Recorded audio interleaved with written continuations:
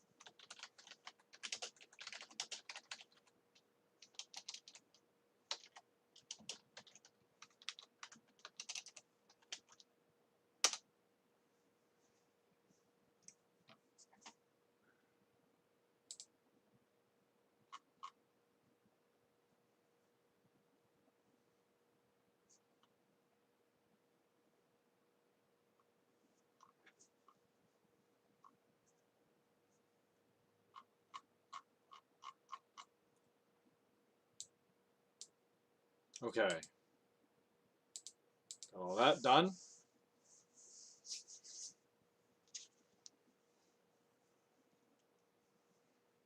Give it another minute or so, then we'll start.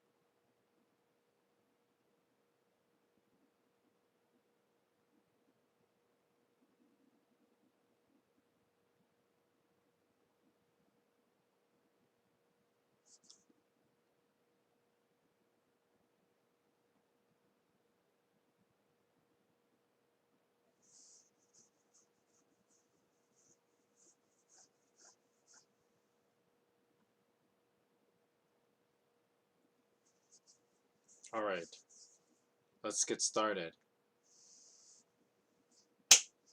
Hello and welcome to the stream. Parson reads the Book of Samuel. And today we'll be continuing the second half of the Book of Samuel, aka 2 Samuel. And I'll be starting from chapter 5 today. So if you want to follow along, you can use, like, I don't know, Bible Gateway or the Bible app. They're free to use, so no reason not to use them. I'll be using the New International Version. Of course, I will ad-lib some parts for dramatic effect, but basically I'll be using the New International Version.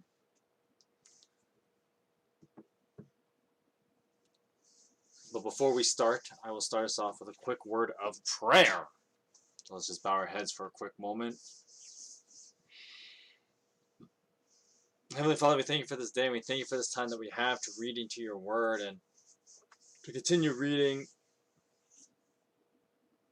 your revelation to the prophet Samuel and, of course, the prophet Nathan as well, and how it is only you that we can ultimately put our trust in. And, you know, as much as important as human leaders are, they're not the end-all be-all, but only you are. So we just pray that that revelation would be reminded to us today. I pray this in the name of your Son, Jesus. Amen. Alright, so, just to give a quick recap of the first part of 2 Samuel. So basically, the first king of Israel is dead. Saul had been dead, and so David moves back into the land of Israel because he was living among the Philistines in Gath, away from Saul, you know, to avoid the guy. You know, to be fair, you'd be avoiding people who try to kill you. So David was avoiding Saul, but now that Saul is dead, David moves back in, and after, you know, a little bit, David is crowned king of Judah, one of the tribes of Israel, but of course it's not unanimous of David's kingship. It's not a unanimous decision, so not all the other groups recognize David. And so because of this, this causes a civil war. And basically, it's David versus, I think it's like one of Saul's sons from like his several concubines.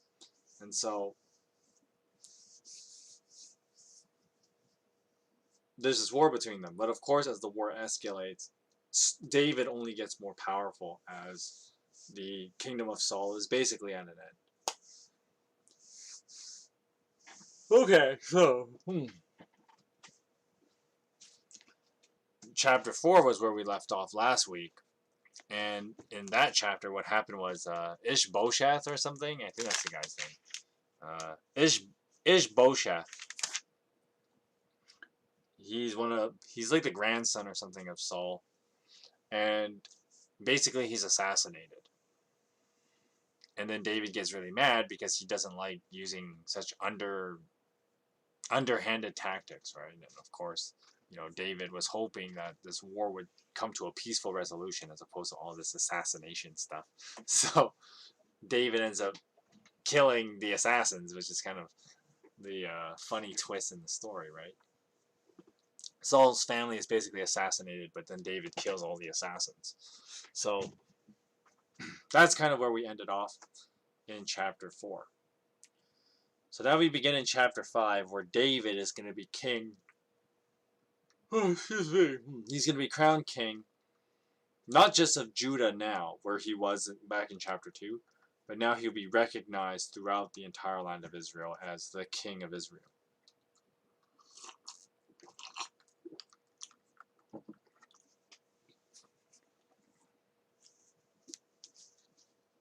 Alright.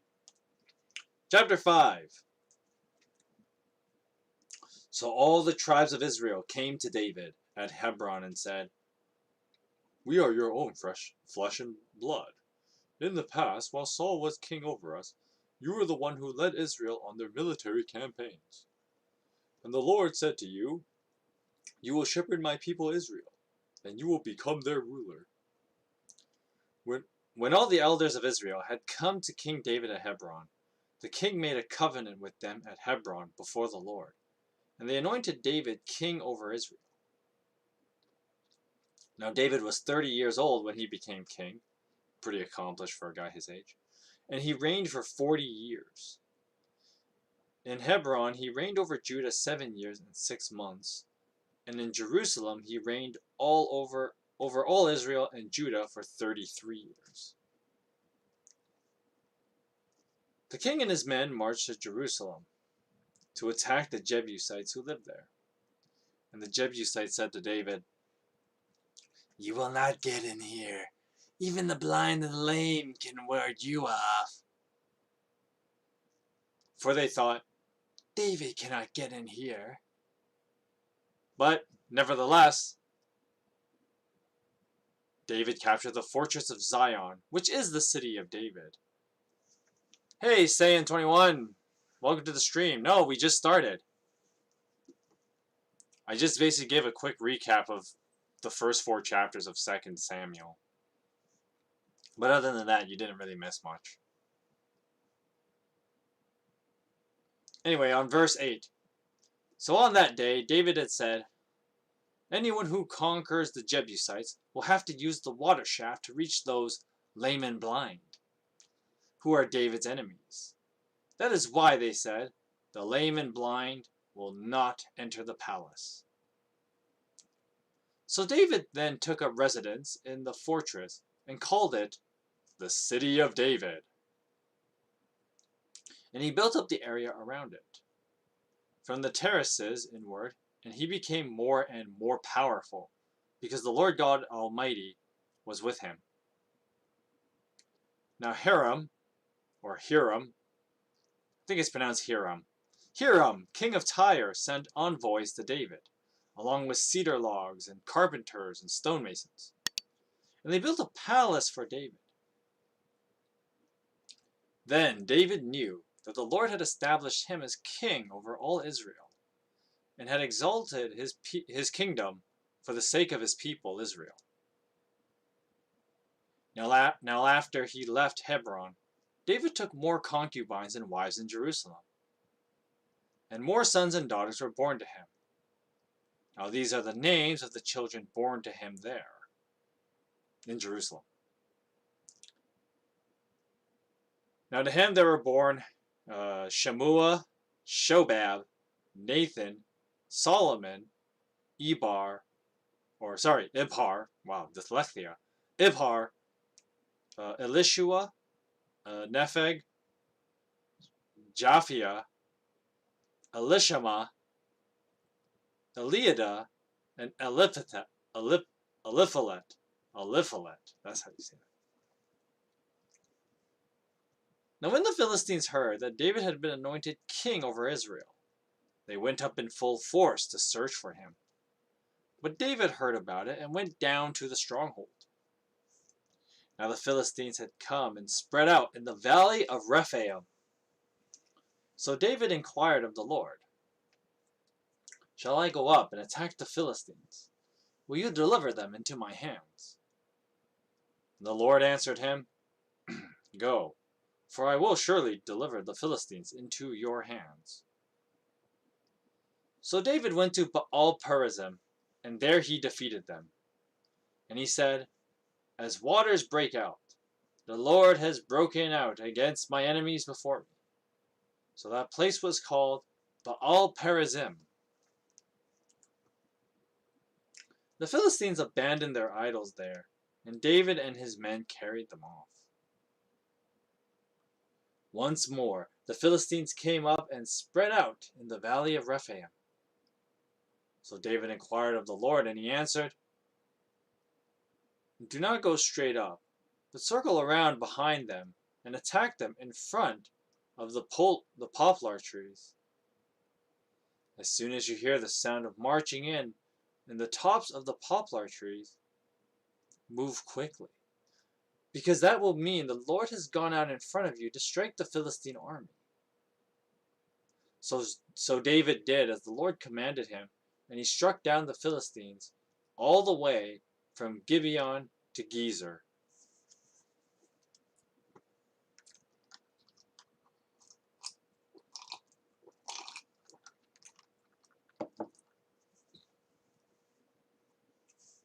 Alright, so chapter 5. The first thing that's interesting, and I didn't point this out last time, but I might as well point this out because it does tend to show up a lot more. No one is really sure why.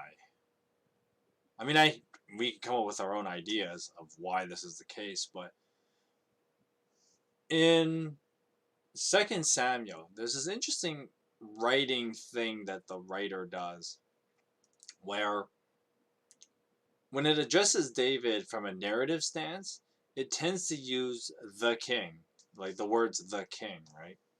As opposed to simply calling him by name. Now, of course, this leads to people believing that, once again, 1st and 2nd Samuel may have been written by two different people. And that's definitely possible. I mean, once again, when we talk about like writers in the Bible, and I say, like, for example, the prophet Nathan, I don't mean that the prophet Nathan wrote everything on his own. It was more like the school, if you will. So how it would work is that the book of Samuel is about like the revelation given to Samuel, right? That only God can be king. And so Nathan would be the next major prophet after him. So basically Nathan would have had a bunch of disciples, because Nathan was kind of like the big deal, right? And Nathan had a bunch of disciples. And then among them, they would compile the events that happened throughout, 1st and 2nd Samuel, and then they kind of put it together, right? And so because of that, and I guess unlike, today, where it might not be as easy to just like peer review, if you will, I guess these guys didn't probably check each other's writing all that well, right? And so some guys may have written in a different style than others. You definitely see this in the book of Isaiah. The book of Isaiah does this actually quite a bit, and that's why some people really dislike reading it, because it makes it arbitrarily cryptic when you read through the book of Isaiah, because the simple explanation would be that what happened was the book of Isaiah had a lot of different writers, if you will, or let's say penmen. That's a better way of wording it, right? Because once again, use like the book of Samuel paralleled with the book of Isaiah is that there's really one writer, but there were a lot of different pen people who were, actually writing the stuff down, right? So, we refer to this as like a dictation, right? So basically, you think of like in war times, and you watch like, have you ever watched like Band of Brothers or something?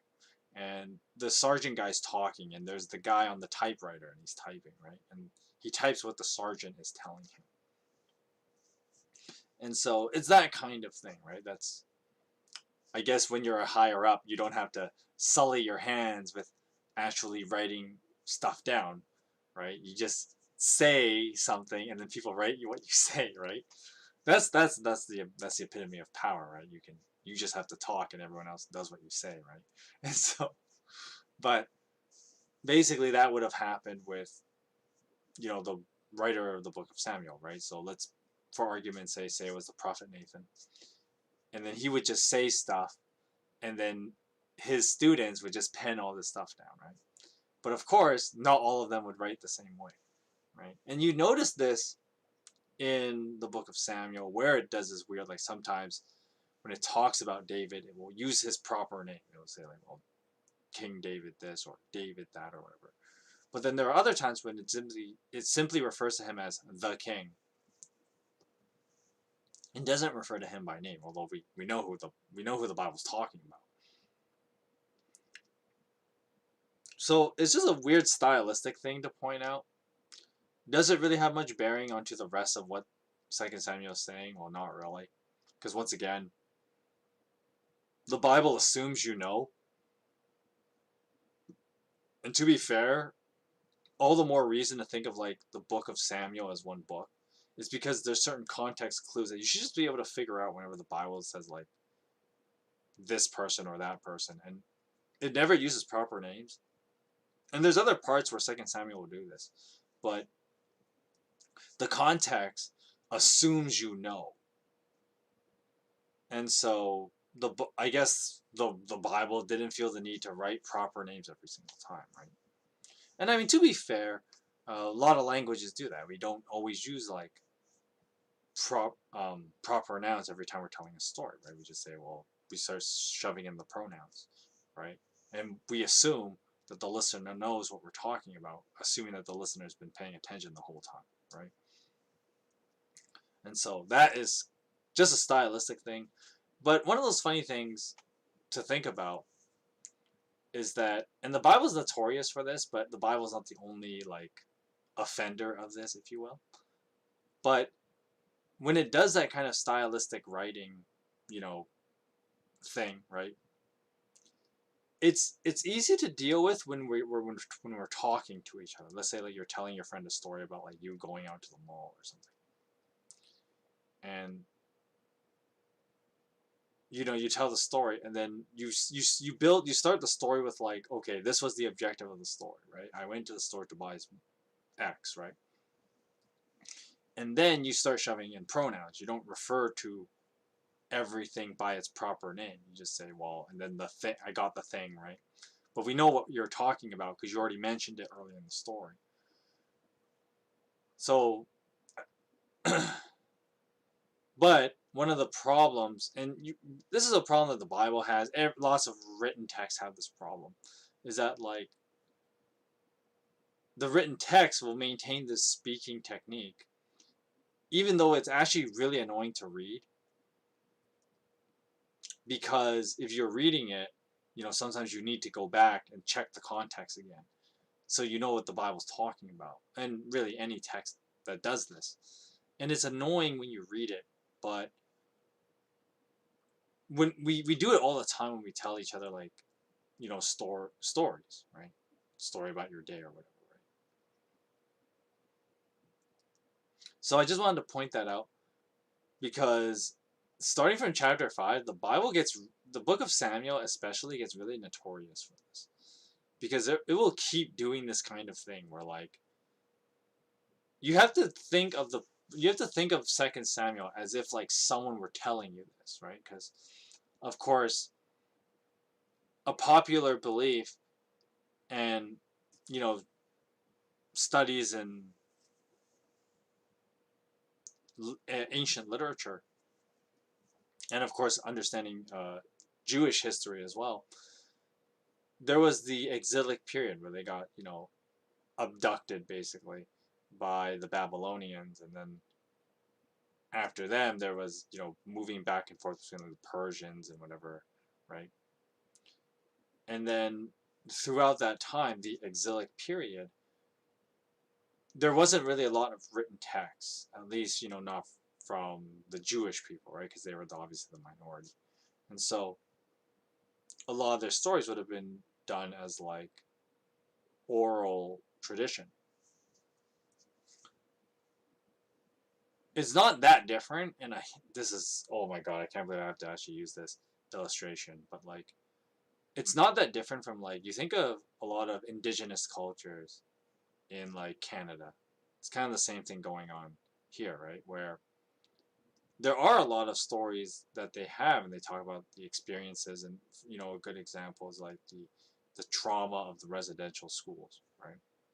Now there's not a lot of written text about that, but obviously those communities, they share their stories and they share it with each other, and there are all these oral stories that they have to talk about these experiences. And so it's not really that different, and it's kind of a shame that's the way history is, right? And unfortunately, the world ain't perfect, so it's kind of like that all over the world with different cultures, right? The minority groups don't have the written text. They share their stories orally to each other. And then, there might be that one guy who transcribes it, but for the most part, they don't have that, right? As opposed to like the majority culture has all the text, right? So in the same way here, the book of Samuel is very likely kind of devised during that time when, Israel was in that exile period, and they weren't the majority, so they obviously had to kind of maintain their Jewish history, quote unquote, with oral tales. And so the book of Samuel has this method in mind, right? And that's probably how it's, why it's formatted the way it is. And why it's, why you deal with these annoying aspects of the book of Samuel. And I mean, to be fair, it is kind of annoying because it's one of those things that's like we do it all the time when we talk, but it's really annoying to read. You contrast it with the Book of Chronicles, right? The Book of Chronicles is kind of like historical annals, if you will, of like parts of the Bible.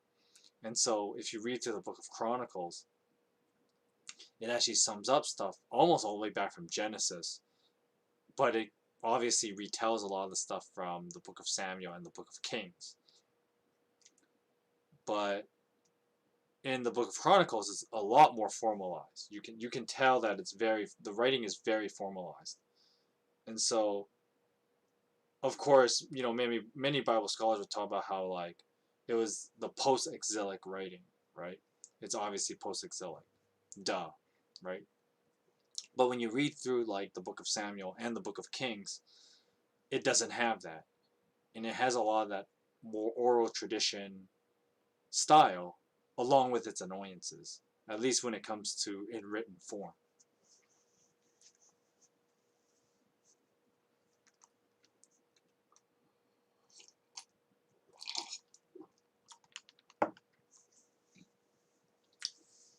Another instance of this in chapter 5, just as a clear example of this. So the Bible, the chapter 5 is notorious for this already. And it does it twice. That's how bad it is, right? Where chapter 5 will kind of tell you this is what happened, but it doesn't give you any time specific reference. It just says this happened while, you know, David was in Jerusalem. So there's the whole thing about how like David reigned for 40 years. And then it talks about how like, well, he started like in Judah for like 7 years and then 33 years and like for the rest of Israel, right? And so this part of chapter 5 kind of tells you of what happens, like how long David's life is going to be, more or less, and the ending of, and even leads up to the ending of the story, right? But of course, you read through the rest of the book of Samuel to kind of see what happened along those 33 years, right? Between when David is crowned as the king of Israel, as chapter 5 begins. And of course, David reigned for 40 years. And at the end of that, he'll be like 70, right?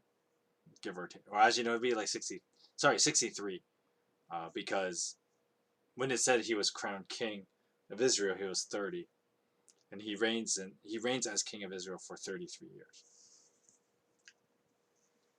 Which makes David pretty accomplished, actually, if you think about it.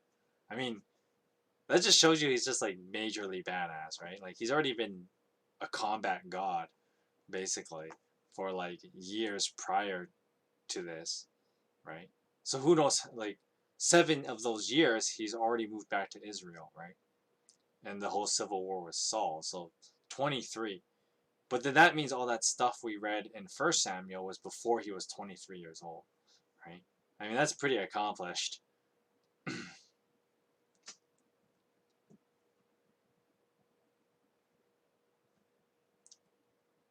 The second instance of when the Bible does that notorious, kind of does a throwaway sentence of like a whole bunch of events in David's life is when it names you the children that he had in Jerusalem. And the Bible just kind of tells you these are the kids, right? So there's like Shammua, Shobab, Nathan, Solomon, and so on, right? Of course, Solomon becomes pretty important later because he's actually David's successor. But when chapter 5 points out that David had Solomon in Jerusalem, the funny thing is, there's a later chapter in the Bible that tells us how that comes about. So, this is a better example of that whole annoying, like, storytelling thing that people do, but we hate reading it. So, chapter 5 kind of tells you this is what's going to happen in David's life. Here are all the events. He had all these kids, right? But then, later in the story, it'll probably do, like, it does the whole, like, and one day, this is how Solomon came about. And it came about when da da da da da, right? And then it goes. So basically, like the Bible jumps around back and forth, whether we're talking about the past, the future, or somewhere in between that, right?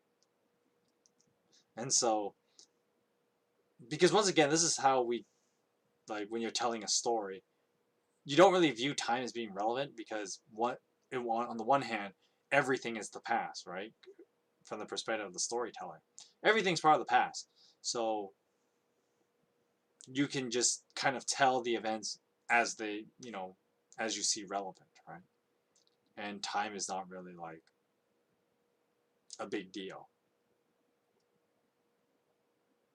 But of course, when you're reading it, that gets really annoying because you're like, okay, am I reading a part that's the beginning of the story? Are we reading a more epic moment? Epic in the sense of like in the middle of the action?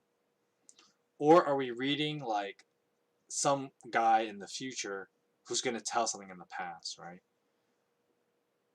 So a good example of this is like another good example of this is of course, the classic James Cameron's Titanic, right? So if you watch the Titanic movie,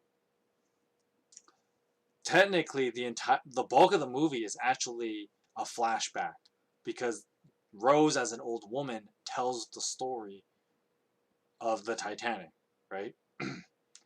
So the beginning of the movie starts with these people, they're looking in, they're doing the underwater search and they find the Titanic after all these years, right? And then this, there's this part where they kind of, there's a journalist who meets with Rose and tells her we found the Titanic, kind of thing, and stuff like that. And then Rose goes later on to like, well, then I can finally let go. And then let go of what? And then basically that's where that cues Rose to tell the story. Of course, the funny thing is that it doesn't even start with her, right? It starts with how Jack stole, like he won, I guess, the ticket to get on the Titanic, right? Or he conned a guy basically. And so, which of course, the funny meme of like, well, how do you know about the parts you weren't there for? But it goes to a flashback moment to a part even before Rose's part of the story, and then it goes like kind of way back, and then it shows Jack winning the ticket, and then he gets onto the Titanic, and then of course there's Rose, and there's what's his face, Billy Zane's character, you know, the mega douchebag villain of the movie, right? And her meeting him and kind of not being all that interested in him and all that stuff, right? And then we really begin Rose's story, right? And then Rose can tell like the story is from Rose's perspective, right? And so you're really like, okay, now we're going from the more epic moment, right? As opposed to the build up to the epic, if you will. And so it, like, those kind of things is like, oh, it's kind of a fun way to tell a story. And it's definitely fun for a movie. It works well for a movie because movies you can kind of do cuts and edit how you want the story to be presented. And that's the beauty of cinematography, right? But of course, that's not the case when you just have to write this stuff down, right? And boy, howdy, that can be mega notorious, right? And so when chapter 5 has that whole thing about like, well, David had all these kids in Jerusalem, it doesn't, it just tells you, these kids were all born there, and then like all these events, like it doesn't tell you when they were born, what order. It's just kind of like, oh yeah, here they are, here are the kids, right? And of course, Solomon is the one that is interesting to point out because of course he is David's successor as the king of Israel. Basically, at the end of 2 Samuel / beginning of 1 Kings.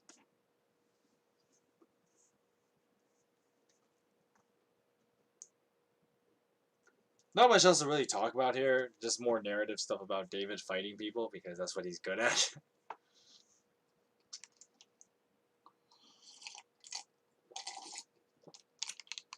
I don't think I need to talk about that much.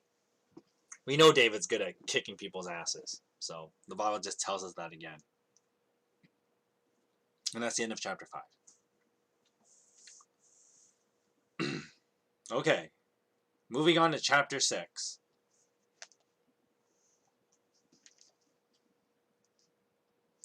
Now David again brought together all the young able men of Israel, 30,000 of them. He and all his men went to Baalah in Judah to bring up from there the ark of God, which is called by the name, quote unquote, the name of the Lord Almighty, who is enthroned between the cherubim on the ark. And they set the ark of God on a new cart and brought it from the house of Abinadab, which was on the hill. And Uzzah and Ahio, sons of Abinadab, were guiding the new cart, with the ark of God on it, and Ahio was walking in front of it. Now David and all Israel were celebrating with all their might before the Lord, with castanets, harps, lyres, timbrels, sistrums, and cymbals. When they came to the threshing floor of Nacon, Uzzah reached out and took hold of the ark of God, because the ox stumbled. And the Lord's anger burned against Uzzah because of his irreverent act. Now therefore God struck him down, and he died there beside the ark of God. Then David was angry because the Lord's wrath had broken out against Uzzah, and to this day this place is called Perez Uzzah, which means outbreak against Uzzah. Now David was afraid of the Lord that day and said, "How can the ark of the Lord ever come to me?" He was not willing to take the ark of the Lord to be with him in the city of David. So instead, he took it to the house of Obed-Edom the Gittite. Now the ark of the Lord remained in the house of Obed-Edom the Gittite for 3 months, and the Lord blessed him and his entire household. Now King David was told, "The Lord has blessed the household of Obed-Edom and everything he has, because of the ark of God." So David went to bring up the ark of God from the house of Obed-Edom to the city of David with rejoicing. Now when those who were carrying the ark of the Lord had taken 6 steps, he sacrificed a bull and a fattened calf. Wearing a linen ephod, David was dancing before the Lord with all of his might, while he and all Israel were bringing up the ark of the Lord with shouts and the sound of trumpets. As the ark of the Lord was entering the Saved of David, Michal, the daughter of Saul, watched from a window, and when she saw King David leaping and dancing before the Lord, she despised him in her heart. So they brought back the ark of the Lord and set it in the place inside the tent that David had pitched for it. And David sacrificed burnt offerings and fellowship offerings before the Lord. Now after he had finished sacrificing the burnt offerings and fellowship offerings, he blessed the people in the name of the Lord Almighty. Then he gave a loaf of bread, a cake of dates, and a cake of raisins to each person in the whole crowd of Israel, both men and women, and all the people went to their homes.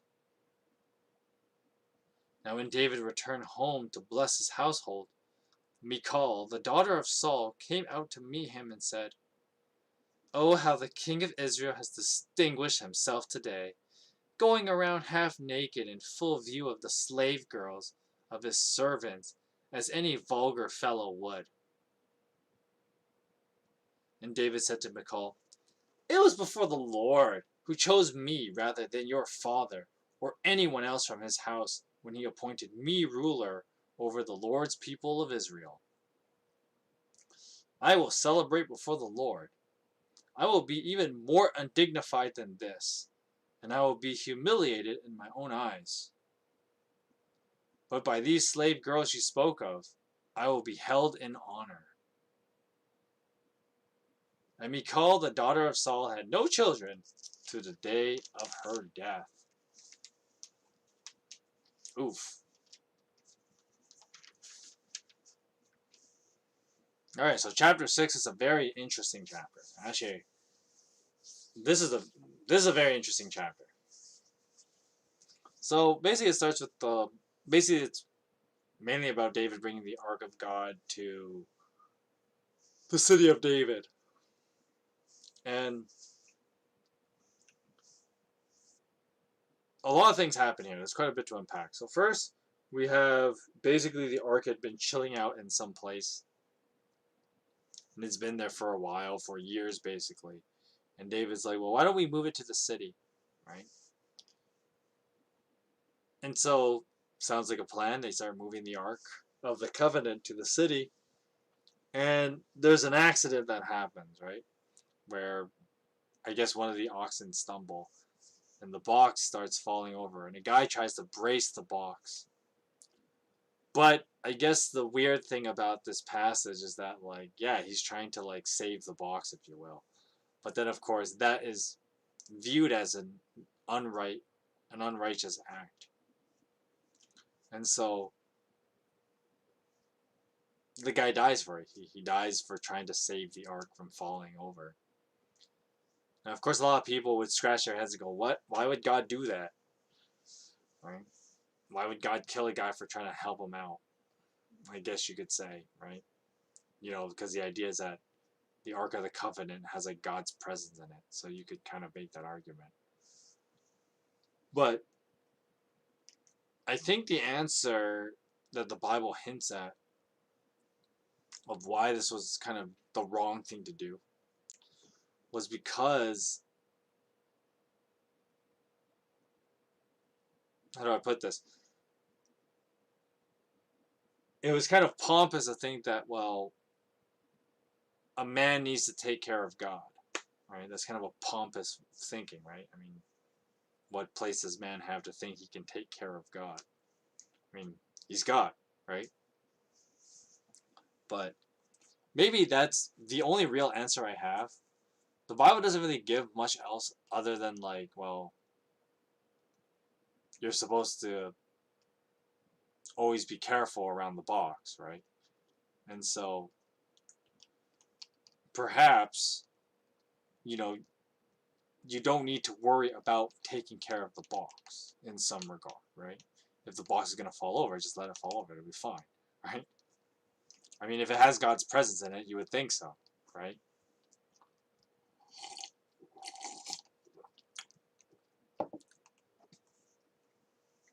That is the best answer I have to it. There really isn't much of a reason for why God would feel to give his wrath to this guy. Now, of course, that's problematic, right? Because then people would say, well, that just makes God seem really petty, right? Like, why does he even need the damn box in the first place, right?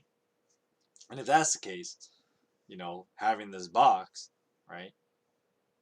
Like, does it have to be so strict about like the how you interact with this box? Like, it's ridiculous, right? And it is to an extent. Hey, so quick question, a bit of a weird one. Is the one you're currently reading the Old Testament? Yes, that's correct. The book of Samuel is the I should be able to tell you it's the 8th/9th book in the Old Testament. So it goes Genesis, Exodus, Leviticus, Numbers, Deuteronomy, Joshua, Judges, and then 1st Samuel, 2nd Samuel. So we're reading 2nd Samuel, which is the 9th book. But of course, as I've mentioned many times, you're supposed to view 1st and 2nd Samuel as one book anyway. So they're technically the 8th book. But if you did that, then technically there's not 66 books in the Bible, right? There's a lot less because there's the 1st and 2nds are technically one book, right? And then that makes it a lot less. But that's more of a nuanced thing and not really relevant.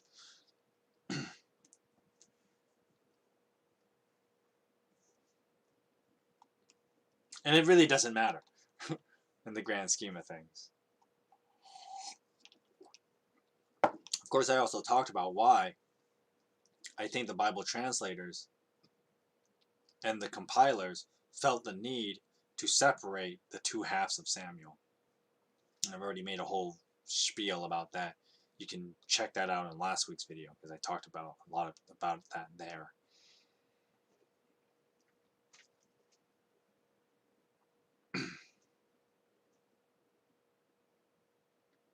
So anyway, back to 2 Samuel 6. So I think one of the things that became problematic with the Ark of the Covenant was that, like, you have this thing, right? And you're supposed to have, like, you're supposed to, like, how do I put it? When you revere this box, right? And so you're like, all right, we got this magic box, but we can't even touch it, right? And if you do, the punishment is so strict, right? And a lot of people would go like, well, that makes God really mean, right? Because why would God be so strict about, like, just interacting with a box of all things, right?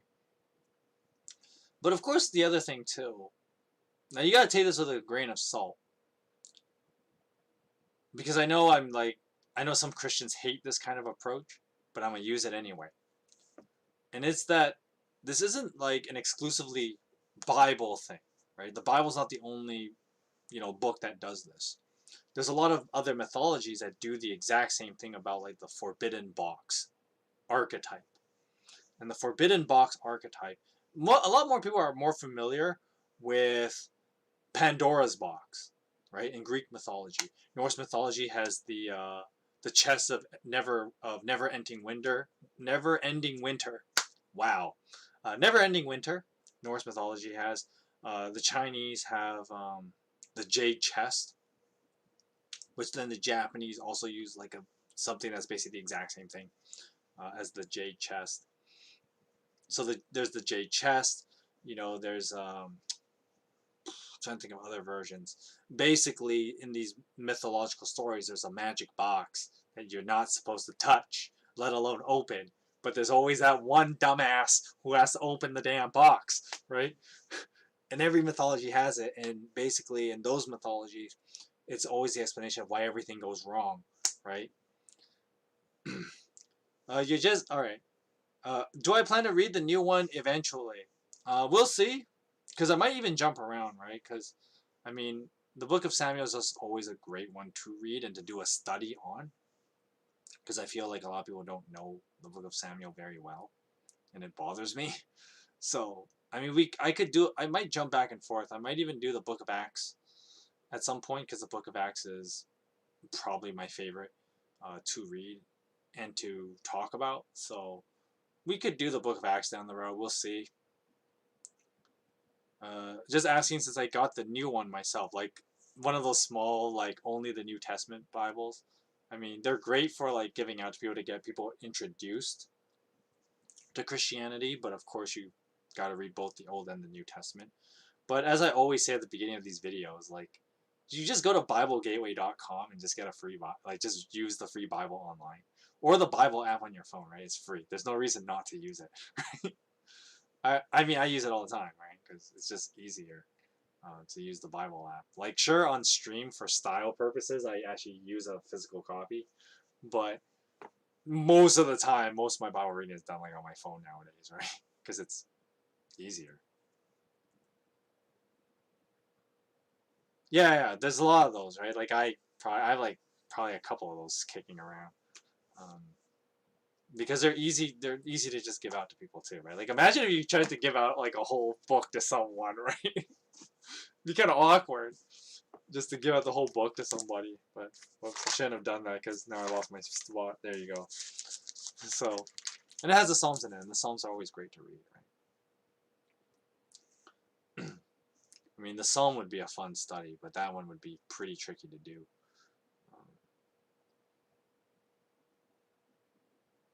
Okay, can you also explain what the Psalms are? Okay, so basically what the Psalms are basically like poems. That's the best way of explaining what they are. They're basically poems.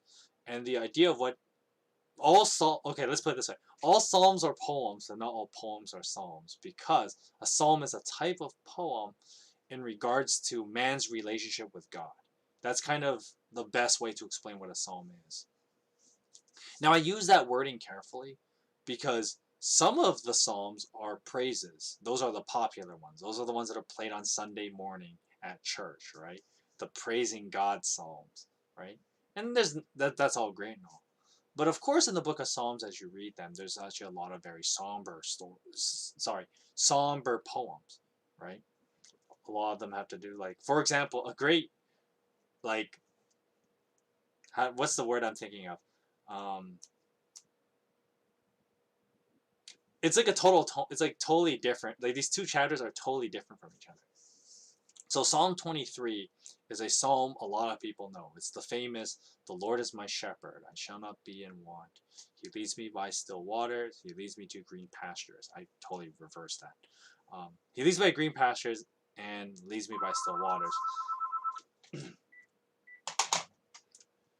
As I go to the valley of the shadow of death, I shall have no fear, for your rod and staff they comfort me. Blah blah blah. Right? That's Psalm 23. It's a well-known psalm. So many people make songs about it. Right? It's one of the most popular ones. Right? And it's obviously a song. It's obviously a psalm and a poem of praise. Right? Of how good God is. Right? But if you actually read the chapter before that in Psalm 22, it is definitely not a praise to God. I'll tell you that much. Right? It's, you know, my God, why have you forsaken me? Where is your presence in my time of need? I feel as if you are not here. Where are you? Right? Like, that's Psalm 22, right? So,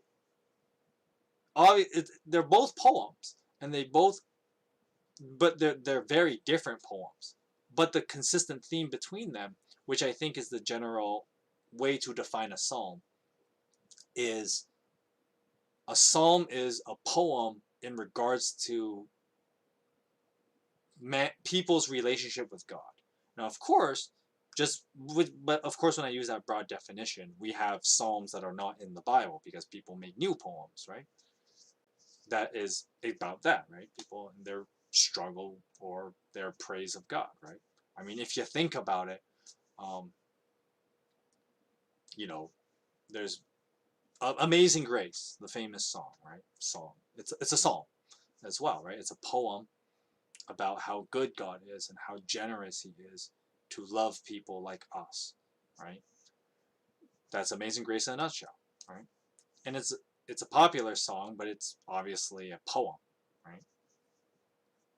It's not in the Bible, but it counts as a psalm, right? Because it has that theme in mind. It's about the relationship between God and people. So that's the best way to explain. That's my best way of explaining what a psalm is. Currently on Matthew 9. I'm trying to remember what that should still be on the Sermon on the Mount, I think. Sermon on the Mount starts in chapter 6 and it goes for quite a few chapters. So I think chapter 9 is still part of the Sermon on the Mount, if memory serves. I know I should know that better, because obviously the Sermon on the Mount has so much rich content in it, right? So, but hey, it's great that you're reading the New Testament, and I know a lot of people say like you can start there, because as I've mentioned in the Book of Samuel readings, the Old Testament has um, a lot of the Old Testament requires a lot more literary mastery. And that's one of the frustrating things about the Old Testament in a nutshell. It requires a high level of literary mastery, which one of my criticisms of academia in general, but one of my critiques of a lot of modern Christianity is that I don't think that level of literary mastery is taken into account when reading the Old Testament. And many Christians actually don't understand the Old Testament, and then they botch up trying to talk about the Old Testament, especially when you're talking to like not you're not like when you're talking to your non-Christian friends or whatever, and then you bring up the Old Testament, and there's a lot of Christians who don't know the Old Testament very well, and they don't have the literary mastery as well, and then they just end up doing a really shitty job and then that turns off people from the Bible, and that's the last thing you want, right? So it's that's the problem with the Old Testament, though. In a nutshell, is that like it requires a high level of literary mastery. Of course, part of what I do with these Friday readings is that like we explore a bit of that. Now, I'm not claiming to be one of these literary masters myself, but us diving into this skill and trying to develop it ourselves is very, very important. Uh, so I'll just read this comment here. So it's just past the part where Jesus heals the paralytic, at least the Matthew version. It does show up again in the book of Mark, as once again, Matthew, Mark, and Luke have a lot of similar events because they're referred to as a synoptic gospels, where they recall all the same events. But of course, each Matthew, Mark, and Luke have a different agenda, if you will, of how they want to talk about Jesus, right? And that's its own crazy thing to talk about, but I'm not going to spend today's stream on that. But basically, the paralytic story, and I think it's actually a great story. I mean, basically every story with Jesus is pretty great for its own reason, because it does something extremely profound, right? And the book of Matthew does something pretty interesting with how it presents Israel's state, if you will, right? And God's relationship with Israel through Jesus and the paralytic. But that's its own thing altogether. So as I was talking about in 2 Samuel 6 and talking about literary mastery as a good segue, actually. Going back to the Ark of the Covenant, right? The magic box. And one of the things that a lot of people don't know about in literature in general is how to understand the magic box motif, right? And so the magic box motif is this idea that, see, the thing about a box, right? And of course, the modern philosophical, everybody memes on it, is Schrodinger's cat, right? And the idea of Schrodinger's cat is, there's a cat in the box, and there's one of two possibilities of the cat in the box.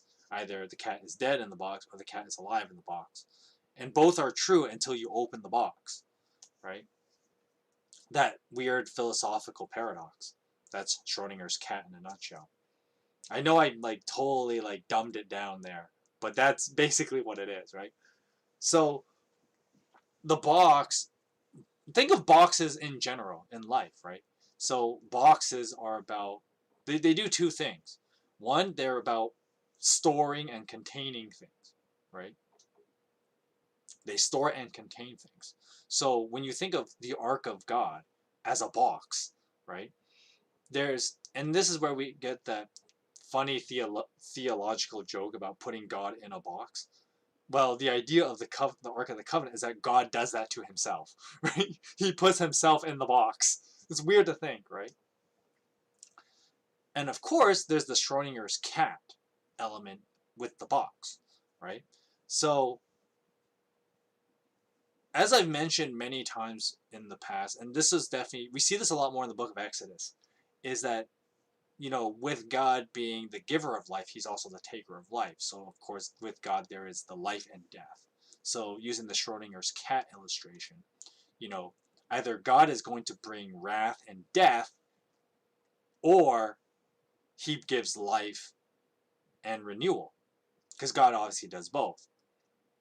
But as long as he's in the box, both are true, and you don't know until you open the box.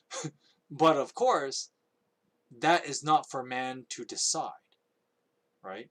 God decides that. God decides what mood he's in. And so the mystery of the box, which is the second major function of boxes, especially in literature, right? Boxes, because they're contained and concealed, there's the sense of mystery, right? And God is obviously playing on this kind of narrative motif. There's no reason why he wouldn't.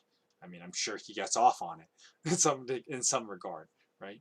But basically, the Ark of the Covenant is viewed this way. And so that's one of the problematic things when we look at any of these stories that talk about the Ark of the Covenant, because in chapter 6 we have both cases being true, the Schrodinger's cat thing, right? So when Uzzah touches the box, trying to prop it up, it kills him. But then later, well, okay, before I make that time jump, so then after Uzzah dies, David's like, well, shit, right? I don't want this box nearby. There could be death, right? So David, he puts the box up, he leaves it at this guy's house. And then when the box is at this guy's house, what's the dude's name? The dude's name is Obed Edom. So David leaves the box at Obed Edom's house, basically. And then miracles, blessings, and all the cool stuff happens, right?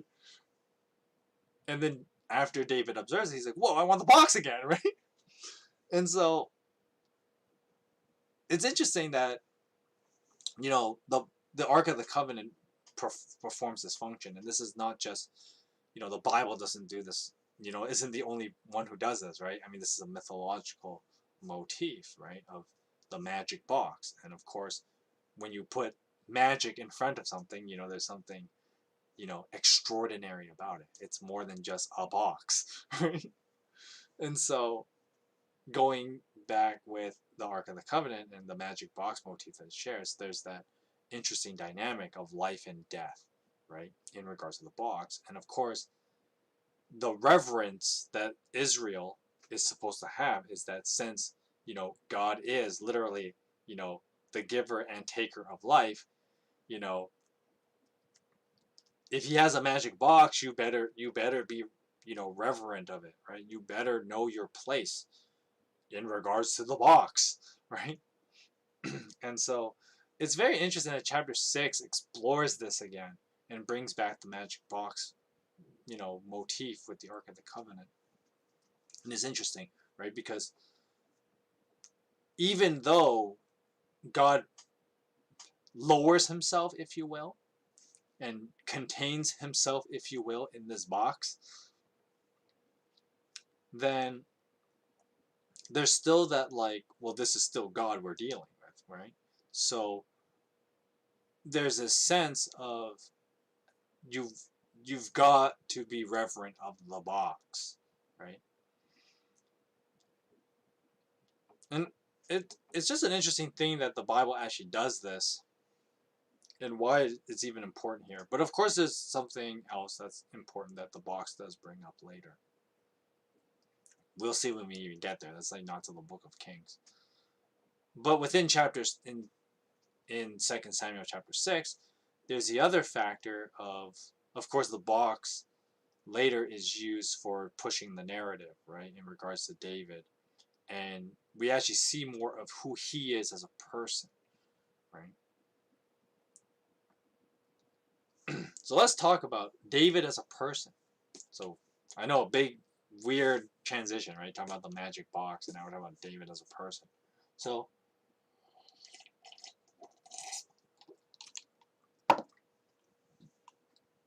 what makes chapter 6 so interesting to me is that chapter 6 really solidifies the kind of person David is and the problematic nature of him being king, right? Because as I've said many a times, if the revelation given to Samuel in the book of Samuel is that only God can be king, then the human kings are used as contrast to God. So we have the magic box, which is God contained in a box, and there's a certain level of reverency between God and man, because of course, even as God contains himself in a box, he is still God and he is still king, right? Even if he's just a box, right? So, or let me put it this way, even if he limits his presence to a box, that's the better way of wording it. So, even when he limits his presence to a box, God is still king. And so, any human king is used in contrast to this. And this is where David is important to study here. So, from let's say verse 16, technically there's a little bit before that where David, he reclaims the box from Obed, but that's not relevant to this. So basically, David returns the box or the Ark of the Covenant to Jerusalem. And everybody has this grand old procession. God is king, right? And that, on the one hand, David is viewed as doing the right thing, right? There's a procession for the ark returning. It's a kingly procession to the presence of God, contained in a box. And then David is kind of like its herald, right? And he's the one ushering in the box. But because David has put God as king, and that's the right thing of doing things, he also reveals who he is as a person, which there are a lot of problems with that. So, you're probably wondering, well, what is this problem? It's kind of an obvious problem. I've pointed out several times. And it's that David, he can't control his bodily desires. He has a real problem with that, especially his sexual ones. He also has a problem with violence, but that's not relevant right now. But David has a problem with his sexual drives, right? I mean, we did just read in chapter 5, he has like a whole bunch of kids with like even more wives and concubines, because he already had like 6 of them before he was crowned king of Israel, and then he gets even more. So who knows how massive his harem is at this point, right? So David, he's all about that, like he's honoring God, but then he's also preoccupied with alluring the women, right? And then of course this is where we bring Michal into the picture. And one of the things that I noticed, like, a lot of Christians are quick to vilify her because we're too quick to defend David. Because David is pretty good at defending himself in chapter 6. And then because David is pretty good at defending himself, it's pretty quick to vilify Michal. But, hot take of the week, I'm actually more on Michal's side. Not only because we have similar names, but Michal is right, actually, in this scene. There's a lot of things where she's actually correct. And she's right to point out who David is as a person, right? But the thing David does, and it's a dangerous thing, even Christians do this a lot, and it's the mindset behind it is we want to do everything for the glory of God, but we tend to quickly deflect things from us to prevent that, which actually prevents us from being introspective when we need to be. So what happens in this scene? So David is dancing in the city, and then Michal, when David comes home to her, Michal's like, "What the hell are you doing? Like, what kind of person acts the way you do, right? Dance around half naked in front of all the slave girls. Like, what's wrong with you, right? Don't embarrass yourself." And then David, he quickly deflects it, and he says, like, "Well, I'm dancing for the sake of God, like, this is for God that I do this, and if I could, I'd be even, more embarrassing, right? Because it's all about God, right?" But that's a dangerous mindset David has, right? And many Christians tend to adopt this mindset. Well, it doesn't matter about me. It's all about God.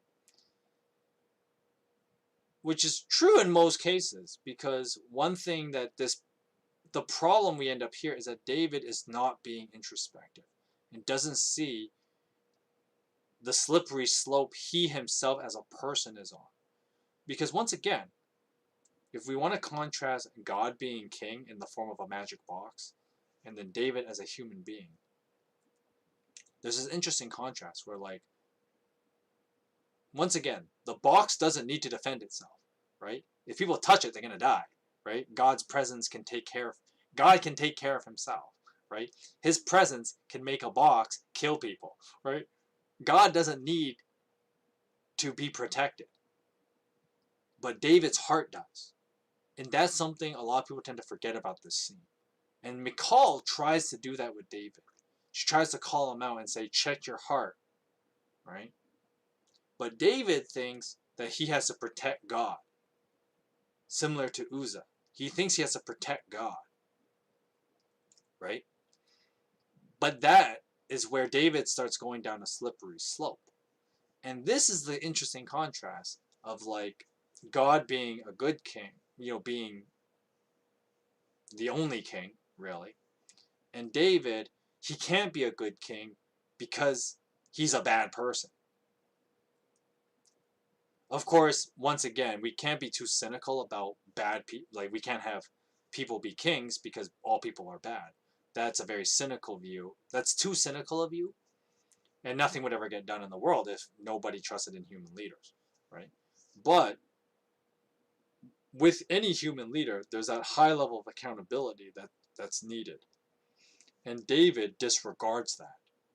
And Michal tries to call him out on it. And I think Michal is actually correct to do this because, as his wife, she should, right? Of course, one of the things that the text itself doesn't give Michal too many favors is that, one, the way that it describes Michal's feelings is not positive.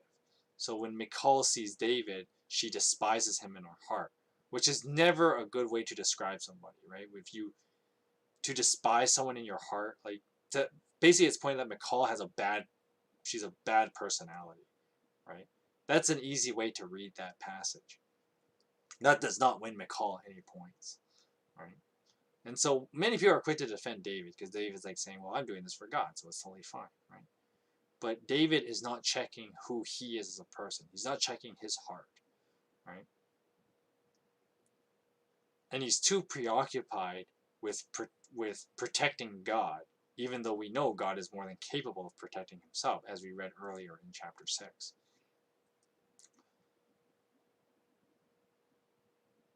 The other thing that makes chapter 6 extremely interesting and even profound in a lot of ways is that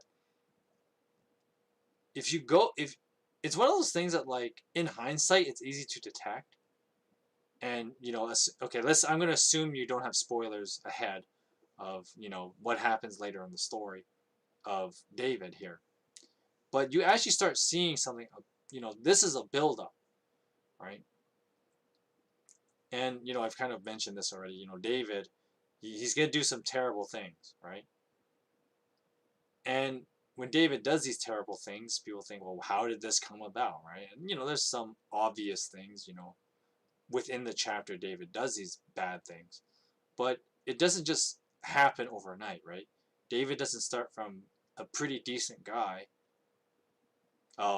in 1 Samuel to being pretty rotten in 2 Samuel. It doesn't just happen, right? There's obviously the little foxes, as can't remember who came up with that term. Someone I was listening to this radio program, and it's about how, like, one of the most important things in the Christian life is not to watch out for the big wolves. Obviously, you got to watch out for the big wolves, but you got to watch out for the little foxes. So the little foxes will gnaw at you and make you defenseless when the wolves come. That was kind of what they were getting at. So it's about watching out for the little foxes before you even worry about the wolves. Can't remember who came up with that, but it was actually like, yeah, the person on the radio was dead right about that, right? You got to watch out for the little things too. And chapter 6 is a great example of that, right? Because we can read about David's, the evil thing he does. We can view that as the wolf. But where was the how did that come about? Well, there were little foxes in David's life, and we've already pointed out a couple of them. But here it is again in chapter 6, right? The little foxes that can lead a person to their downfall. And that's what makes chapter 6 interesting, because Michal calls out David, and he's like, he tries to like totally brush it off. Hey, it's not, hey, I'm not the bad guy here. You know, I'm what I'm doing is totally fine, right? David justifies himself and stuff like that. And then, because David is not willing to acknowledge what he's doing could be a bad thing, then when he does do something bad, he doesn't immediately feel like, oh, I'm doing something bad, right? You know, no one starts with the extremes when they do bad things, right? It's always the little things, right? And here is one of those little things, and I think chapter 6 is interesting that Michal and David have a talk about it. Of course, Michal loses the argument, even though I think she's the one in the right. And then, of course, the Bible does her no favors, right? Because she's the one who gets punished for losing the argument, right? David isn't punished for the little foxes, because once again, David is going to get punished when, it escalates, right? But Michal is, once again, even though I think she's actually right here, she is the one who's punished. And there's the funny euphemism.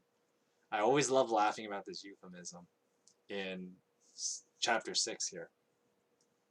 And it's the very last verse, right? In verse 23. And Michal, the daughter of Saul, had no children to the day of her death, right? Now, this actually has a very simple explanation of what this actually means, right? And you just read the context. So basically, David and Michal are talking. And this is interesting too, because David goes home to Michal,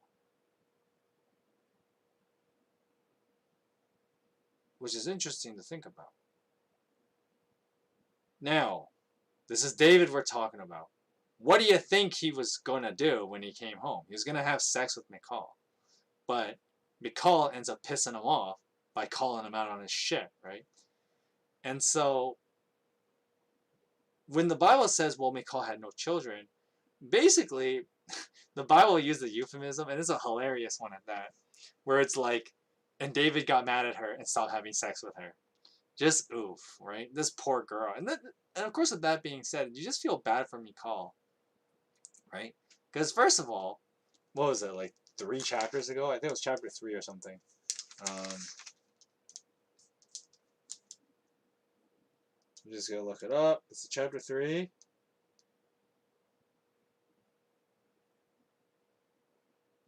Yeah, in chapter 3 was the scene where when David was making negotiations with Abner, one of Saul's commanders,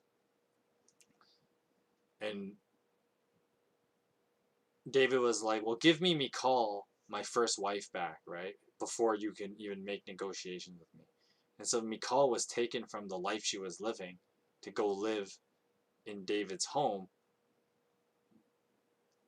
but basically as like part of his harem, right? Because David already had like a pretty substantial harem at this point, and Michal, being his first wife, was just added to the harem, right? And so, you gotta feel bad for her already there. She went from like, just living some peaceful life to like, oh, now I have to be stuck in the king's harem. Fantastic, right? And then of course on top of that, now she's not even really part of the harem anymore, because David's like, well, I'm gonna stop having sex with you because you pissed me off that one time, right? And so, I mean, yeah, David stopped having sex with his wife, which is easy to do when you have 4 more in the wings, right? Well, a lot more actually, but you get the point. And so poor Michal, right? Like, you just gotta feel bad for her. It's like, she gets ripped from like a happy little marriage that she had with the other guy, Paltiel or whatever his name was. And then she goes from like a happy little like house life with him to being part of a harem, and then being kind of kicked out of the harem, but can't really go anywhere, right? Like, that's just rough. Which it really kind of shows you how much of a dick David is, right?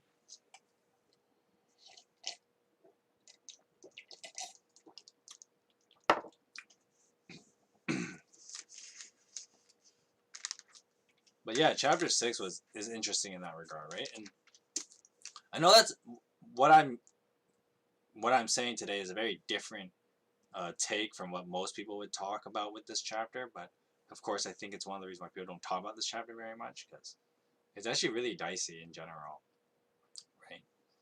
And the ending is just really sad too, right? Because I mean, Mikal basically just got like totally screwed over, and so I don't think a lot of people like to talk about this chapter in general, but I think this chapter is actually really interesting because it then also foreshadows a lot of stuff later on, right, in regards to David, which I've hinted at several times already. But with that said, though, I think it's a very important chapter to read because when we read more stuff about David later, none of it should be very surprising, right? You're supposed it should I think the story should flow naturally as you pick up all the cues and the little pieces and hints given throughout earlier parts of the story, right? I mean that's how good story build up works, right?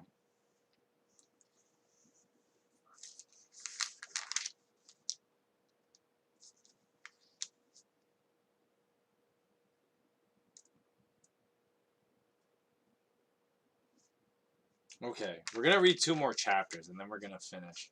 I think reading 4 chapters a stream is actually pretty good rate, I think. At least it's been working with the book of Samuel.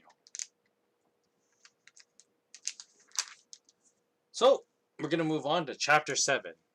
And the funny thing about chapter 7 is that once again, this just makes everything sadder for Mikal. Because now not only is she out of the story, like the whole thing about like David kind of going on the slippery slope is almost forgotten. And I think this is probably why, a lot of even Christians tend to forget to look David more critically because, you know, the Bible, even whether it intentionally did this or not, kind of adverts your attention, right, from the darker parts of David's nature, because chapter 7 begins with like, well, God is going to promise David something, and if God's going to promise you something, it's got to be good, right? How can anything possibly go wrong here, right? So, chapter 7. Now after the king was settled in his palace, and the Lord had given him time to rest from all his enemies around him, he said to Nathan the prophet, "Here I am, living in a house of cedar, while the ark of God remains in a tent." And Nathan replied to the king, I need a cool voice for Nathan, right?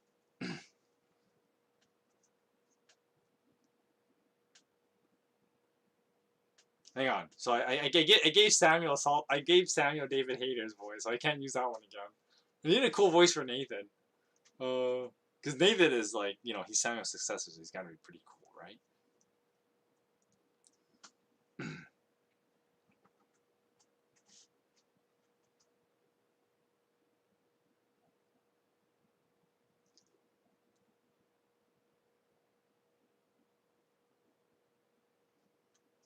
Whatever is in your mind, go ahead and do it, for the Lord is with you. But that night the word of the Lord came to Nathan, saying, "Go tell my servant David, this is what the Lord says. Are you the one to build me a house to dwell in it? I have not dwelt in a house from the day I brought the Israelites out of Egypt to this day. I have been moving from place to place with a tent as my dwelling. Wherever I have moved with all the Israelites, did I ever say to any of their rulers, whom I commanded to shepherd my people, 'Why have you not built me a house of cedar?' So now then, tell my servant David, this is what the Lord Almighty says. I took you from the pasture, from tending the flock, and appointed you ruler over my people of Israel. I have been with you wherever you have gone, and I have cut off all your enemies from before you. Now I will go and make your name great, like the names of the greatest men on earth. And I will provide a place for my people Israel, and will plant them so that they have a home of their own and no longer be disturbed. Wicked people will not oppress them any more as they did in the beginning, and have done ever since the time I appointed leaders. I will also give you rest from all your enemies. So the Lord declares to you that the Lord himself will establish a house for you. When your days are over and you rest with your ancestors, I will raise up your offspring to succeed you, your own flesh and blood, and I will establish his kingdom. He is the one who will build a house for my name, and I will establish the throne of his kingdom forever. I will be his father, and he will be my son. When he does wrong, I will punish him with a rod wielded by men, with flogging inflicted by human hands. But my love will never be taken away from him, as I took it away from when I took it away from Saul, whom I removed before you. Your house and your kingdom will endure forever before me, and your throne will be established forever. Nathan reported to David all the words of this entire revelation. Then King David went in and sat before the Lord, and he said, "Oh, who am I, sovereign Lord? And what is my family that you have brought me this far? And as if this were not enough in your sight, O sovereign Lord, you have also spoken about the future of the house of your servant. And this decree, sovereign Lord, is for a mere human? What more can David say to you? For you know your servant, O sovereign Lord. For the sake of your word and according to your will, you have done this great thing and made it known to your servant. Oh, how great you are, sovereign Lord, and there is no one like you, and there is no God but you, as we have heard with our own ears. And who is like your people Israel, the one nation on earth that God went out to redeem as a people for himself, and to make a name for himself and perform great and awesome wonders by driving out nations and their gods from before your people, whom you redeemed from Egypt. You have established your people Israel as your very own, forever. And you, O Lord, have become their God. Oh, and now, O Lord God, keep forever the promise you have made concerning your servant and his house. Do as you have promised, so that your name will be great forever. Then people will say, the Lord Almighty is God over Israel, and the house of your servant David will be established in your sight. O Lord God Almighty, God of Israel, you have revealed this to your servant, saying, I will build a house for you. So your servant has found courage to pray this prayer for you. Sovereign Lord, you are God, and your covenant is trustworthy, and you have promised these good things to your servant. Now be pleased to bless the house of your servant, that it may continue forever in your sight. For you, O sovereign Lord, have spoken, and with your blessing, the house of your servant will be blessed forever. So, chapter 7. So, a lot of words, but I think I can break this down pretty quickly, and it's not like any fancy narrative things in this one. It's more like God says this, and David responds with a song. That's the TLDR. But there are a few little funny things I want to point out. In chapter 7. First of all, I'm going to point out something, and I've mentioned this before, but not in a lot of detail. But since we're in chapter 7, it's now relevant. Low key, I think the prophet Nathan is actually pretty awesome. that's why I was thinking really hard to try and give him a cool voice. I might actually change it and give him a cooler voice. I'm trying to think off the top of my head, what kind of awesome voice can I give him? But like Nathan is low key pretty awesome. I actually really like him. One of the reasons I really like Nathan is that Nathan is probably like one of those normal prophets, if you will. And when I say normal, I mean like we see him more as we see him behave like a regular person, right? Whereas a lot of other prophets, they go from like 0 to 100 pretty quick, right? And they go from extremes pretty quick, right? So you look at Moses, for example, right? Moses, like he's the greatest prophet who ever lived. He goes from like okay, let's start when he goes from like the bottom of the bucket, right? So he goes from like a vagabond after like killing an Egyptian and feeling guilty about it. He runs away from home. He's a coward, right? He goes from being like this kind of cowardly little loser to like God has called you. And then of course like Moses kind of cowardly in those moments when God calls him in the burning bush story, right? Moses goes from being a coward. He's a loser. Like why would anyone think this guy was the greatest prophet? That's Moses' humble origin, right? But then when he actually goes to Pharaoh, and then of course with Aaron's help, he does like all the crazy miracles, right? The plagues on Egypt and all that, right? Like Moses went from cowardly loser to like badass miracle worker, right? And then of course that goes on for a long time, right? So Moses does the 10 plagues, and then when they're leaving, he even does like the fire tornado thing, and then like in the movie it's a fire tornado. I don't think in the Bible it just talks about like this weird cloud thing that like blocks off the Egyptians. The movie made it way cooler, honestly. But the idea is that like Moses doing like all these crazy miracles, right?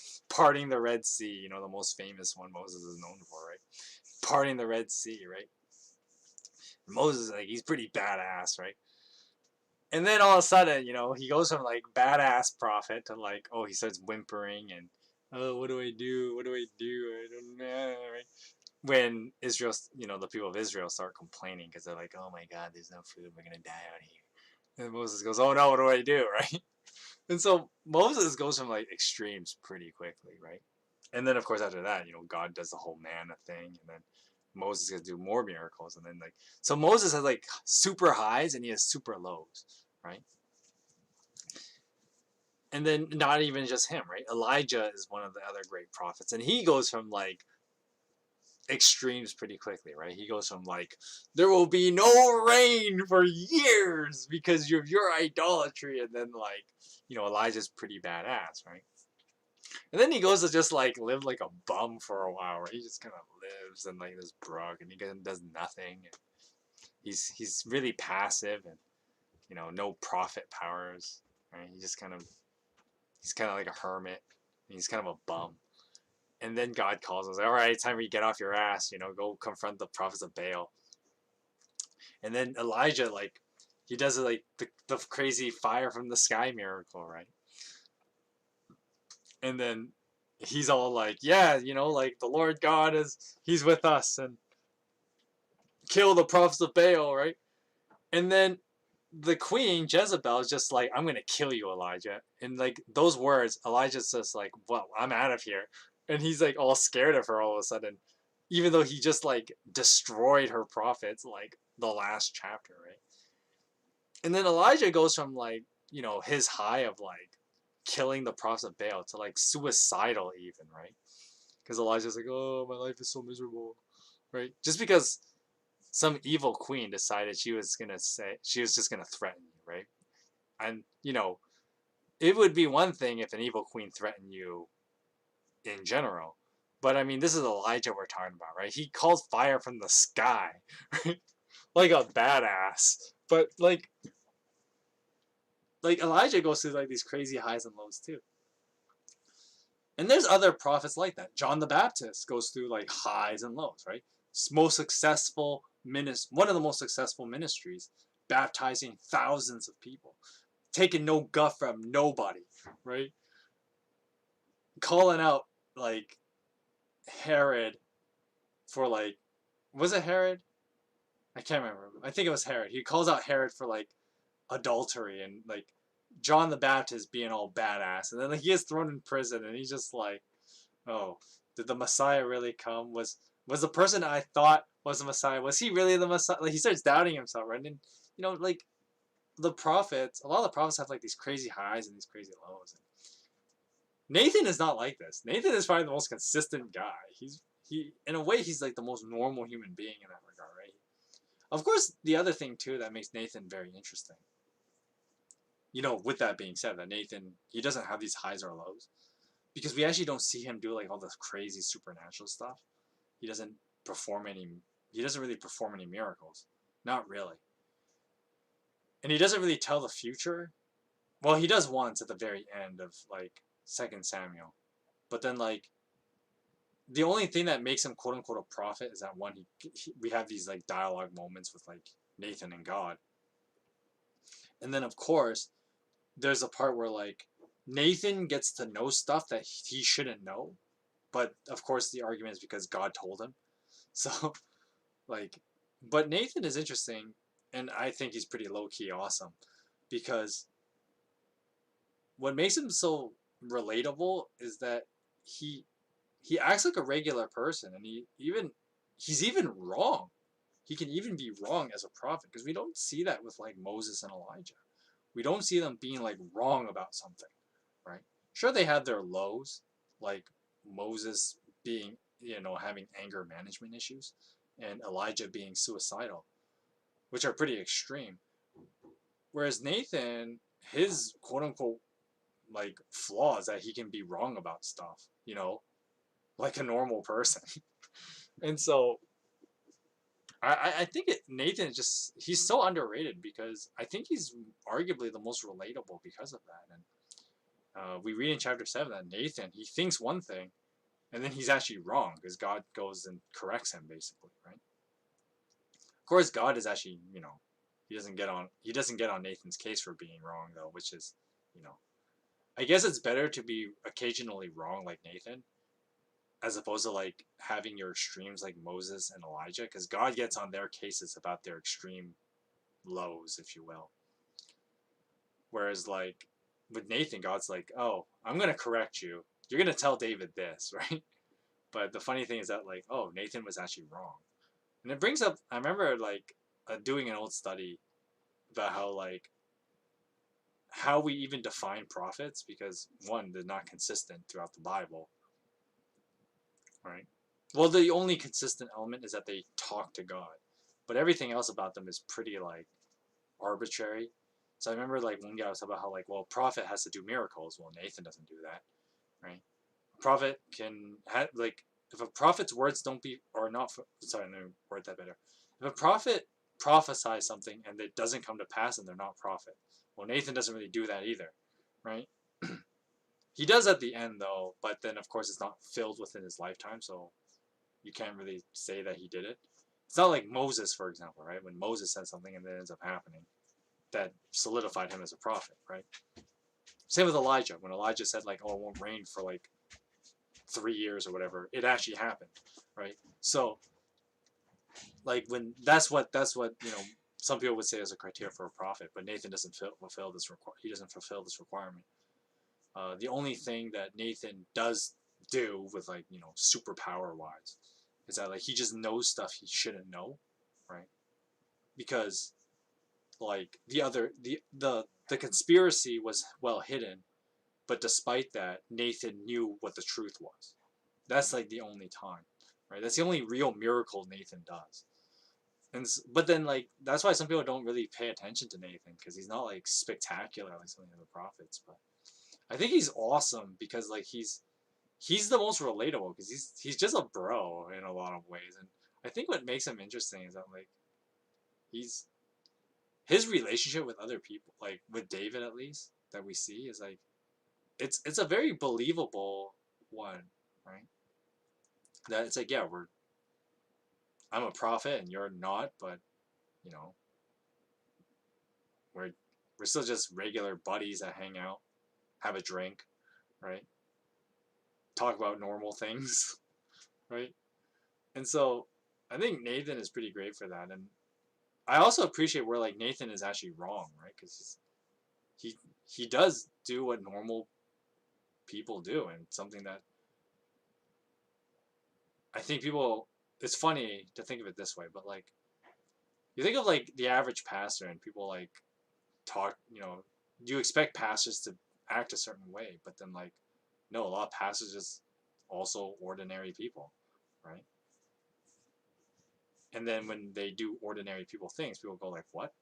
No, pastors shouldn't be doing that. Don't you? Aren't you supposed to be like in prayer all the time?" It's like, no, I do normal people things, right?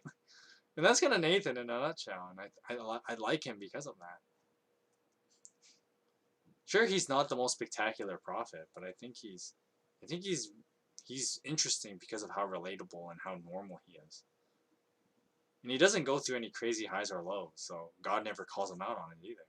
So I believe the phrase is, moderation, right? Nathan is that in a nutshell.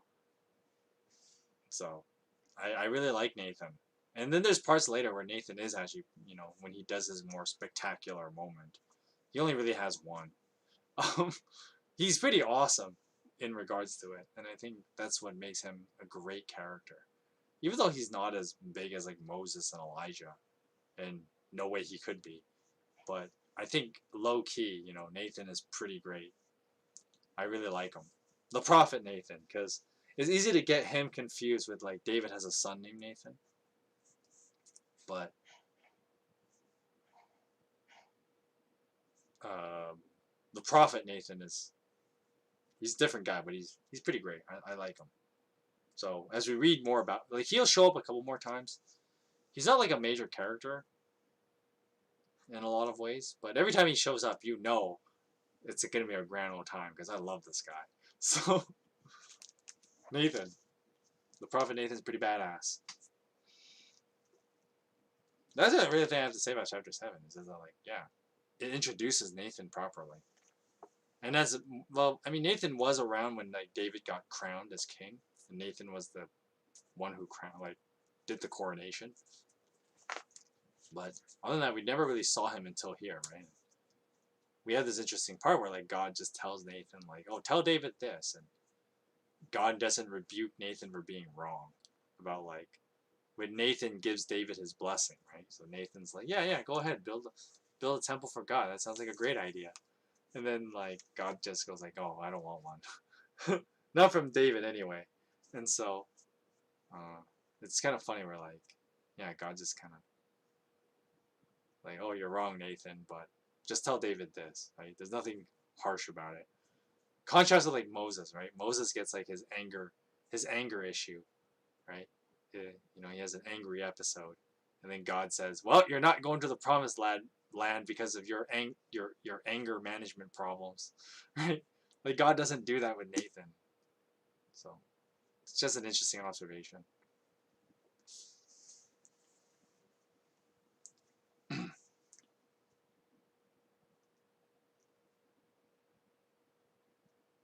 Of course, the other thing to talk about with chapter 7, as I mentioned at the beginning of it, is that like poor McCall, like David only gets like good things from God, right? Because God is just so nice to him, even though like you know David is going down his slippery slope. But I would use David as my example of when people incorrectly ask the question, why do bad things happen to good people?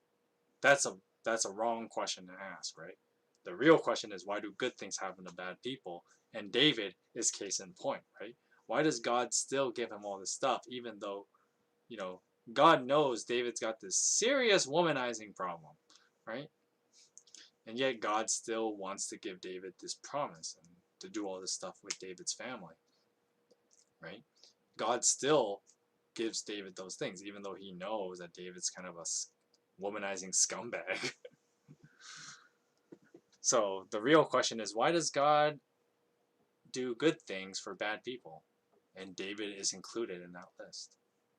But of course, the caveat is that we're all bad people and God is good to all of us. Right? And that's the way that we can look at that question also with with hopefulness, right? That, yeah, God gives good things to bad people. And that includes me. That includes all of us. And that means, we're all loved by God in that regard. Even though we're bad people, God does good things for us. And David here in chapter 7 is case in point, right? David is a bad person, as we saw in chapter 6. He's pretty bad, but God does good things. Because, once again, it's not how good God is, right?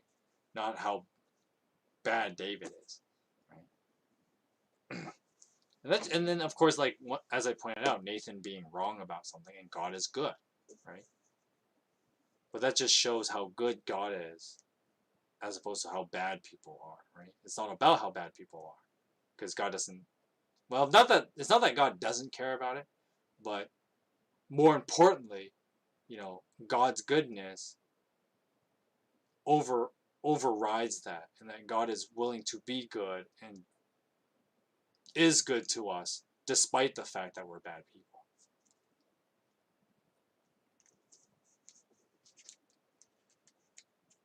All right, we're just gonna blaze through chapter 8, because chapter 8 is pretty short and it's pretty straightforward. We're just gonna blaze through chapter 8, and then we're gonna end the stream. So here's the last chapter we'll be reading today.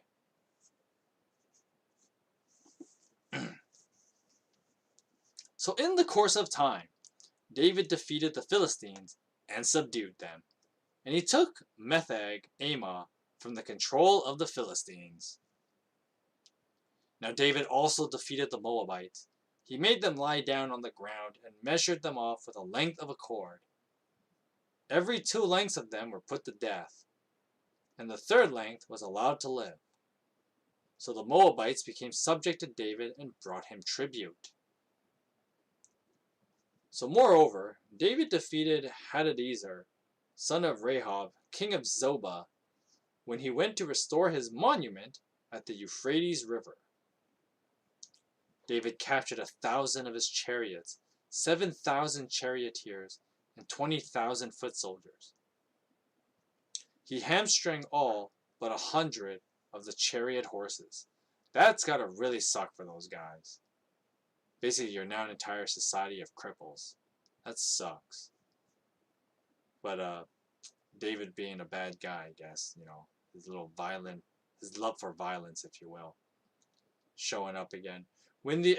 Verse 5, when the Arameans of Damascus came to help Hadadezer, king of Zobah, David struck down 22,000 of them, and he put garrisons in the Aramean kingdom of Damascus.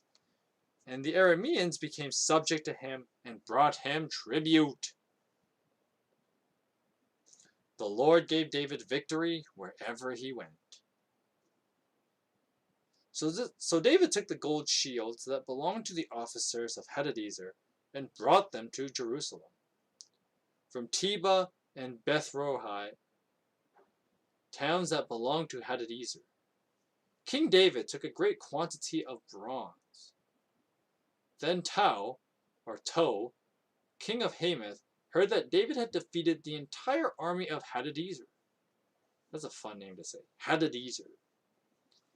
So he went to his son Joram, to King David, to greet him and congratulate him on his victory in battle over Hadadezer, who had been at war with Tow.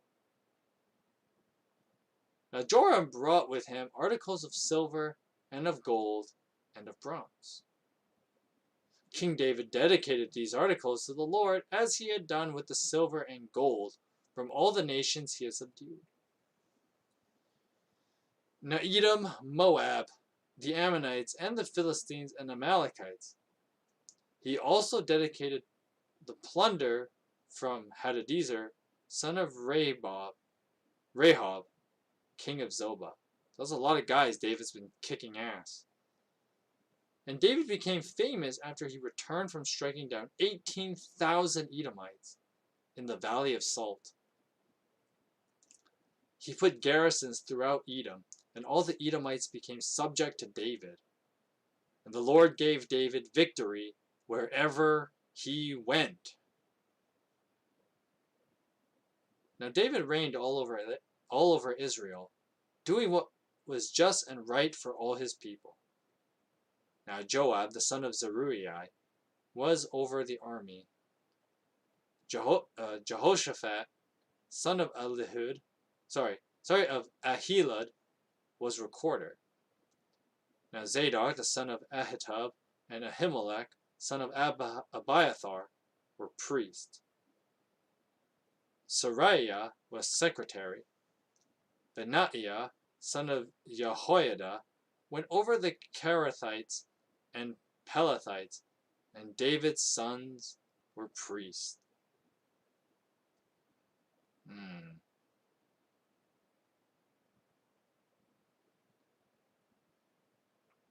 Of course, the subnote here says that when it says David's sons were priests, there could have been a translation error saying that they could have been like governing officials, or I guess you could say like minister, right? I think that's the proper way of looking at that wording. When it says David's sons were priests, I think it should say it was minister, because in the English language, at least the way I understand it, the word minister, right, just means like a leading authority in some societal structure, right? So like, for example, in governance, we have like the Ministry of Finance and the Ministry of like State Affairs and stuff like that. And so like they handle like a lot of the more local law enforcement things and city governance, as opposed to like everything being need to be taken care of by the federal, right? You know, the White House doesn't do everything, right? So they have ministers in like states and whatever, right? And I think that was the more accurate way to read when it said like David's sons were priests, because once again, David is not part of the priestly group. He's not a Levite. So it seems kind of weird for his sons to be priests. Of course, if they were like religious priests, that would run into other problems, as we will see later. But I think a safer assumption is the word minister. And of course, minister also has that association with like a Christian, you know, the pastor is a minister, right? So he's like a leader of a spiritual group, right? That's why he's called that. And so in the same way, you know, a minister can refer to someone like in the state, but it can also refer to like a guy in a church is leading people in their spiritual lives. So I think that's the more accurate way to read that last part when it said David's sons were priests. Because why would there be that weird like nuance about like or were chief officials, when I think minister is the word that encapsulates both of them.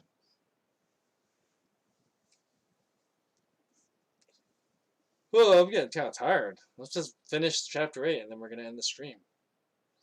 So, basically, chapter 8 is David kicking ass, right? Like, what else is new? We've read about this like quite a few times throughout like the book of 1st and now 2nd Samuel. You know, David goes around, he beats some guys up, he kills like tens of thousands of people because he's awesome at it, I guess. And then he gets rich. He's loaded, right? All the plunder he makes from beating all these guys, and everybody's like, "Man, David is the most awesome dude. Nobody should, you know, David is on the top 5 people I never want to mess with. You know, that's probably what most of these guys are thinking, right? Don't want to mess with David. He's the guy you don't want to mess with because wherever he goes, you know, like God gives him victory. God gives him power to just, you know, kick ass. And so that's chapter 8. It just tells us a story about that. Of course, we kind of see this interesting thing that the Bible kind of only gives us a little bit of it from here and there. But something goes on that it's the Bible mentions it kind of, but not in a lot of detail. But basically, David had developed this kind of inner circle among his guys, right? And of course, the safe assumption is that like when he was traveling with like his 600 guys or whatever it was, right? And they became pretty close knit. They created like a kind of inner circle. So when, of course, they all became like when David became king, now he's not a guy running around with 600 guys, right? He's a guy ruling an empire, but he still has those 600 guys close to him, right? and some of them serve as like a royal guard, probably, and whatever, right? But these guys basically become like an inner circle for David, and excuse me. And the Bible points out that he has his inner circle. And so we read a little bit about this inner circle, right? He's got like Abiathar, the priest, is still around, right? And then of course there was like Jehoshaphat, right? Joab, we read about Joab, right? And so these guys are kind of like David with his like 600 guys have kind of built this inner circle that they have, and we don't really hear too much about them. We see like some members here and there, kind of similar to like King Arthur and the Knights of the Round Table, right? Like obviously King Arthur has like a lot of knights. He's the King of England, but then he has an inner circle of like his elite knights, right? Lancelot, um, Gawain to an extent, Percival later on, after some of the other guys started dying off, right? Um, and a couple others, right? So obviously King Arthur has him. Robin Hood has him with like Little John, right? Will Stutely, Will Scarlet, and so like of course leaders when they have like a large number of guys, they end up developing this inner circle with some of their best slash favorite guys, right? And that's kind of what chapter 8 points out a couple of them and their positions. And it's good to see that some of these guys are still healthy after like hanging around with David for so long, right? They didn't die in any battles or anything, right? Abiathar being, or sorry, not Abiathar, Ahimelech, or sorry, no, oh Zadok, yeah, Zadok. Abiathar was the guy that was like with David. And then like Joab is like the guy who's been alive for like the longest time. He survived like everything, I guess, right? And it's kind of interesting that like the Bible points out David's a little bit of his inner circle, right? We'll see more members of it as we move on. But yeah, I'm a little tuckered out. I'm feeling it. So one of those things is like, of course, when you have to talk a lot, right? It takes a lot of air out of you, and your brain starts kind of like using a lot of energy. So that's probably what it is, and I'm feeling a little bit tired now. I'll probably like rest a little bit, and then like I'll feel fine by dinner. But with that being said, we're gonna end the stream pretty soon. Just do a bit of housekeeping. So next week should be pretty straightforward. Mario Rabbids Monday, Wednesday at 3 o'clock Pacific time. Throwback Thursday next Thursday. Finishing up or going to play the last map of Voyage Home. I mean, it's a short campaign, so what did you expect? For Throwback Thursday. And then next Friday we'll continue 2 Samuel with chapter 9.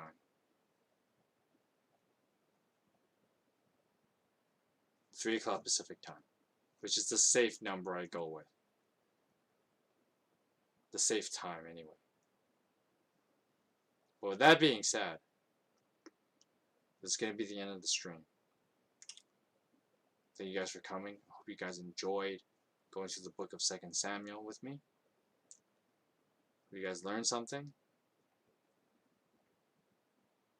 Hope you guys have a great rest of your night. Hope you guys have a great weekend. And God bless you.